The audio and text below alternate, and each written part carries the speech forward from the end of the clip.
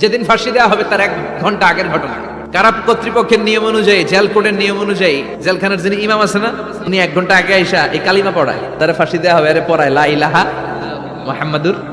তো সাইয়েদ কুতুব শাহিদকে কালিমা পড়ানোর জন্য ইমাম সাহেব আসছে, ফাঁসির বাকি কয় ঘন্টা, এসে বলে সাইয়েদ কুতুব শাহিদ আপনি পড়েন লা ইলাহা ইল্লাল্লাহ। সাইয়েদ কুতুব শাহিদ বলে আমারে তুই কালিমা শিখাইস না, আমি কালিমা খুব ভালো জানি। যেই কালিমা পড়ানোর কারণে সরকার তোরে বেতন দেয়, ওই কালিমার ব্যাখ্যা করার কারণে সরকার আজকে আমারে ফাঁসি দেয়। তুই কালিমা পড়াস, তোরে টাকার বান্ডিল দেয়, আমি কালিমার ব্যাখ্যা করার কারণে ফাঁসির মঞ্চে দাঁড়াই। চিল্লায় বলেন ঠিক কি না? তার মানে তোর কালিমা আমার কালিমা এক কালিমা না, এই 2 কালিমার মধ্যে পার্থক্য আছে না নাই? তোর ইমানি চেতনা আমার ইমানি চেতনা এক ইমানি চেতনা নয়। তোরে টাকা দেয়, আমারে ফাঁসি দেয়, তার মানে 2 চেতনা আলাদা। চিল্লায় বলো ঠিক কি না?